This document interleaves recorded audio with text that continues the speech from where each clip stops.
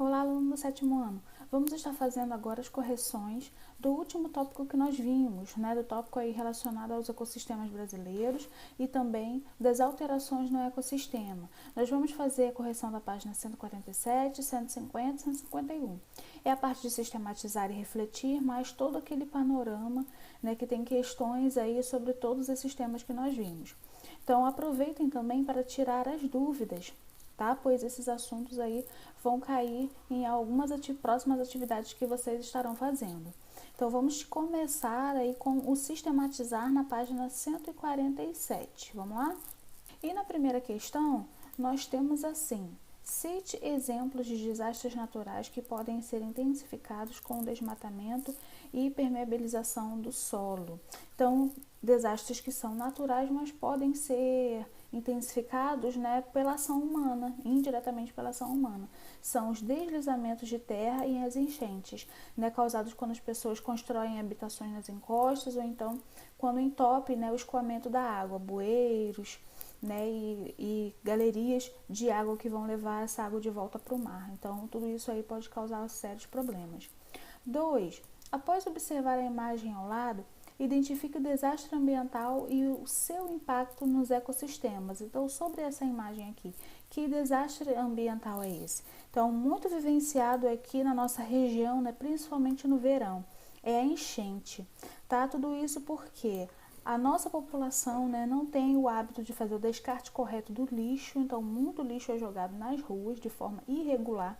E também as pessoas fizeram, construções bem próximas de área de rio e chegaram até a tirar toda a parte de margem de rios. Então, o local onde um dia foi o rio, onde o rio passava, agora tem construções, tem casas, enfim. Então, tudo isso vai causar aí enchente. É muito comum aqui na nossa região, tá bom? 3.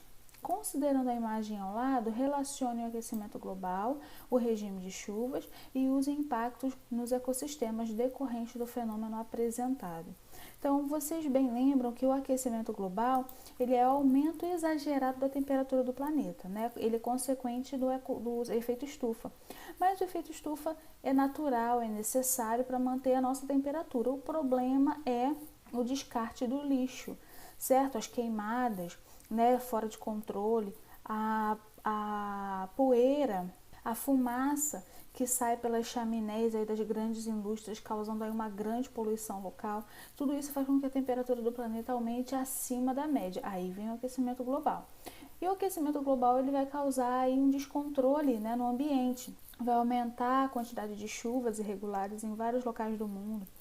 Vai provocar tufões, furacões, fora de época em vários locais do mundo. Podem perceber aí nesse período que nós tivemos, no inverno, ciclones no sul do Brasil. Então, isso não é comum. Isso é uma consequência do aquecimento global.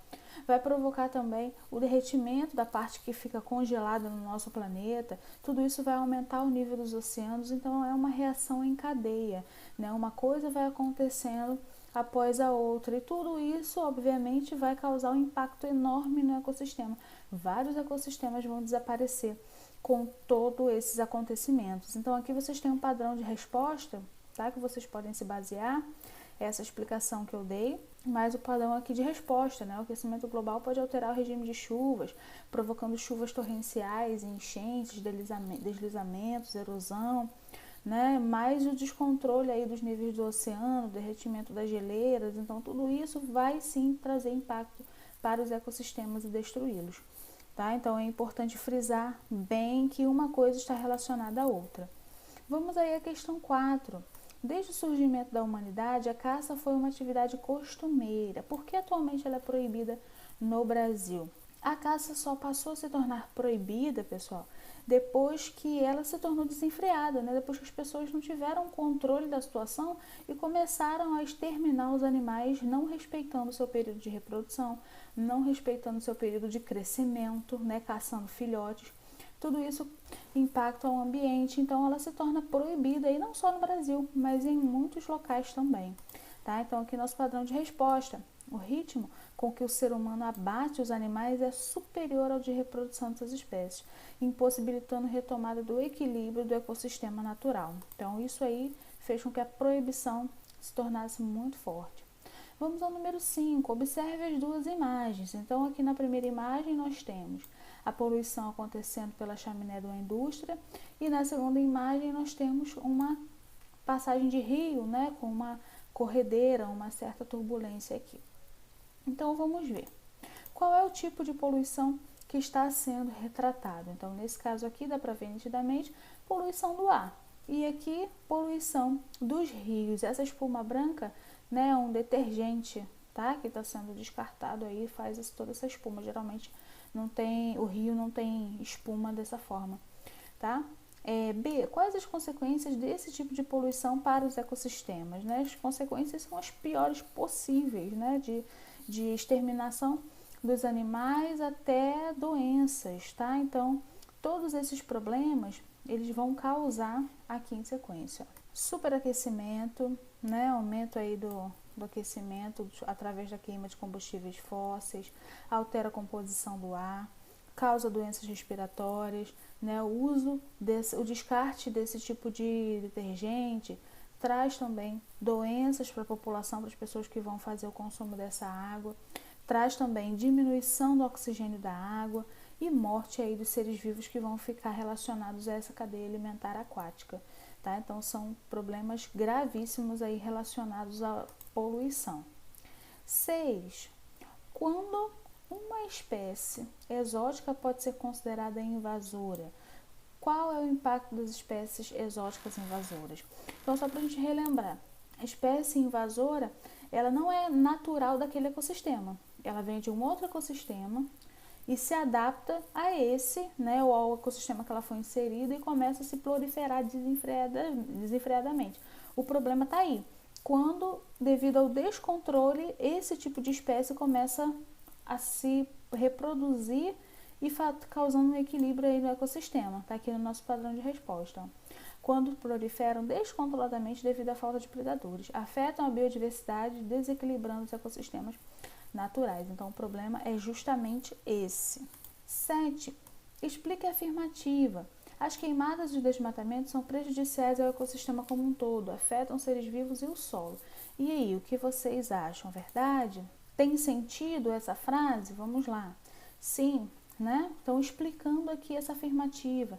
Queimadas e desmatamento afetam primeiro a flora ao eliminá-la. Então, afetam primeiramente toda a camada vegetal.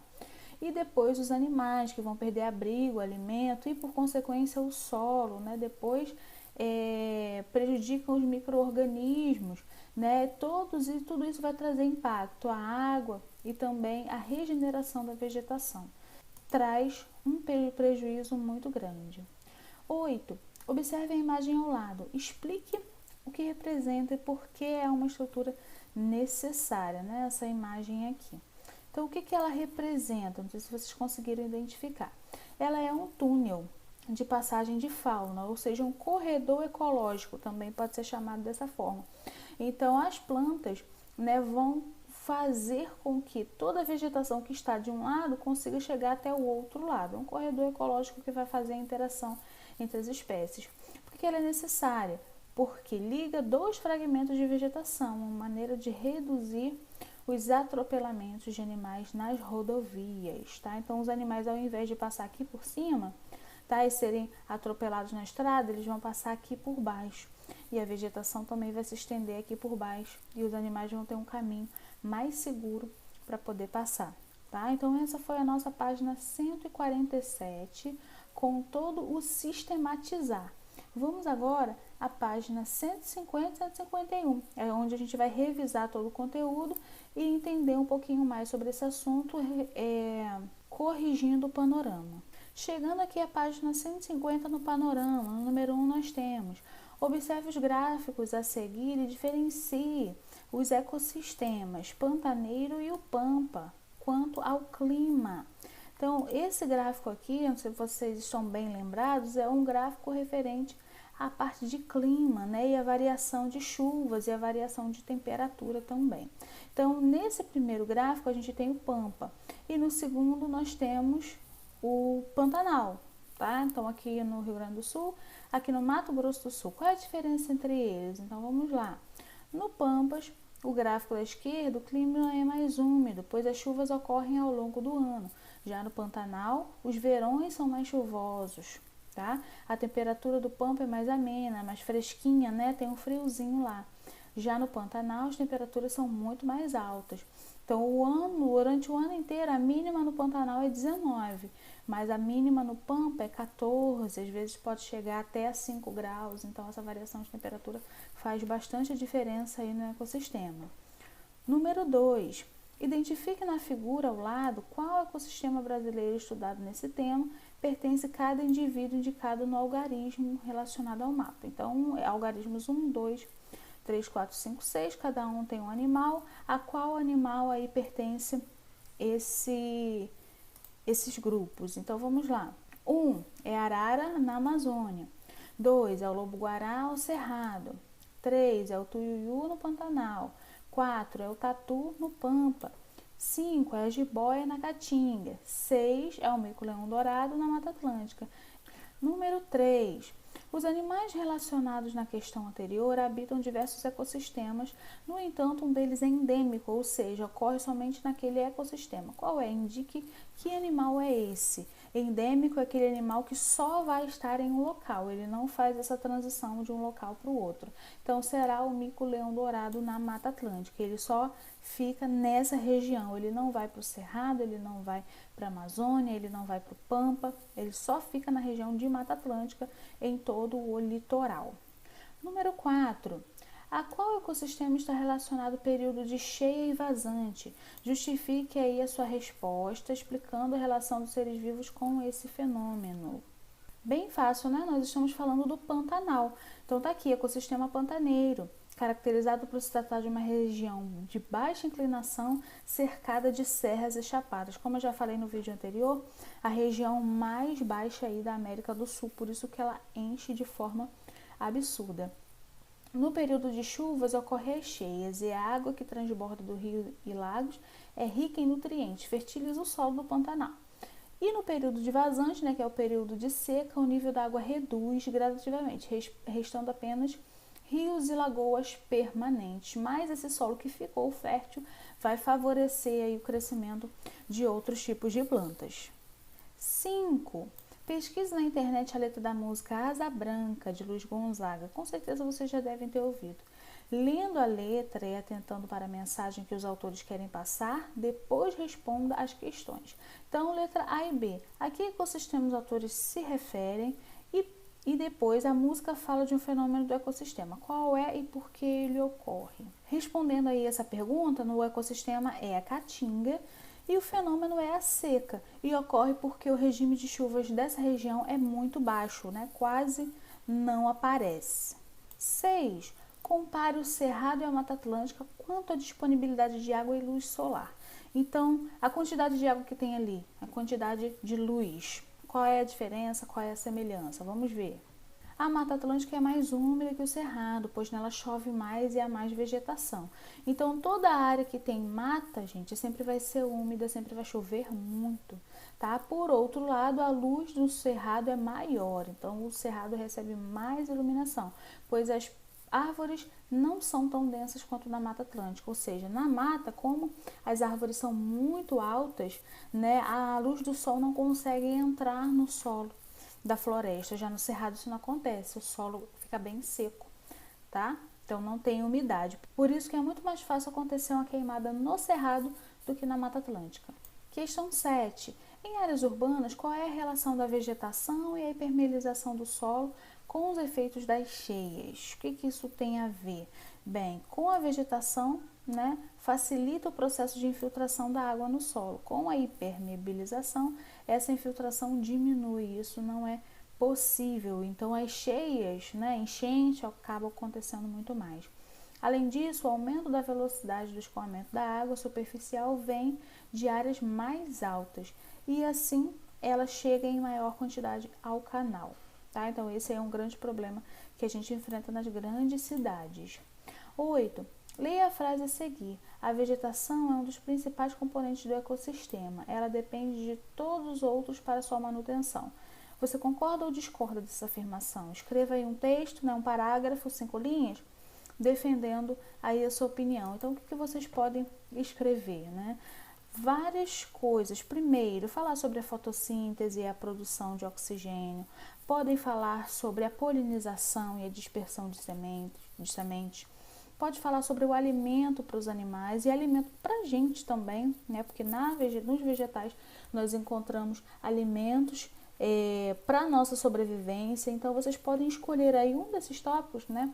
Fotossíntese e produção de oxigênio, alimento, né? Polinização e habitat também. A vegetação é o habitat de muitos animais, tá? Então, aqui tem um padrão de resposta para vocês, mas vocês podem seguir esses 3 itens que eu falei e desenvolver o texto. 9. Há ações humanas que contribuem para o desequilíbrio dos ecossistemas. Veja algumas delas a seguir. Explique a consequência de cada uma delas para o ecossistema. Então, o primeiro grande problema aqui, ação humana, lançamento de esgoto nos rios, né? Muito grave.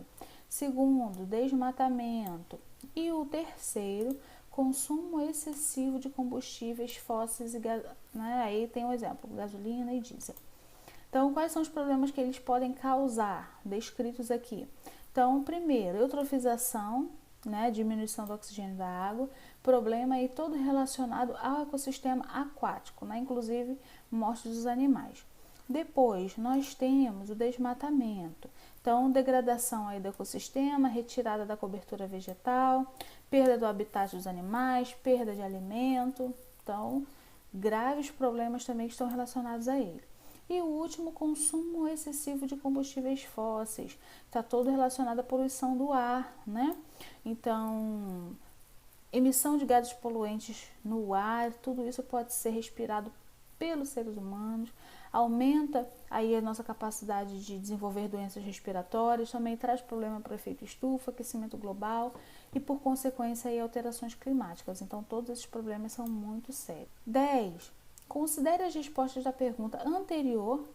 Cite exemplos de medidas que podem ser adotadas para evitar essas consequências, tá? Então, sugestões que vocês podem dar para evitar todos esses problemas. Então, vocês podem fazer uma pesquisa, podem falar escrever, né, o que vocês pensam também. Aqui nós temos algumas sugestões. Então, realizar o tratamento de esgoto, né, algo tão simples, mas que as políticas públicas não dão atenção. Evitar, né, o desmatamento, conscientizar, fiscalizar todas essas pessoas que lucram, né, com a destruição da natureza, porque enquanto essas pessoas continuarem lucrando, elas não vão parar, né? Pelo contrário, vão continuar insistindo aí no desmatamento, na degradação do ambiente, tá? Lembrando que nós podemos usar sim os recursos do ambiente, mas de maneira sustentável, de maneira que ele possa se reerguer novamente, de maneira que nós, seres humanos, tenhamos ações que possam recuperar esse ecossistema. E assim nunca vai faltar natureza, nunca vai faltar o ambiente natural para ninguém, se todos tiverem essa conscientização. Tá bom? Finalizamos aqui essas 2 páginas do panorama e finalizamos também esse assunto. Os próximos vídeos serão sobre um novo tema. Ok, gente? Então, deixem tudo anotadinho no caderno, mantenham a organização, continuem enviando as fotos. Vamos lá? Tchau, tchau, até o próximo vídeo.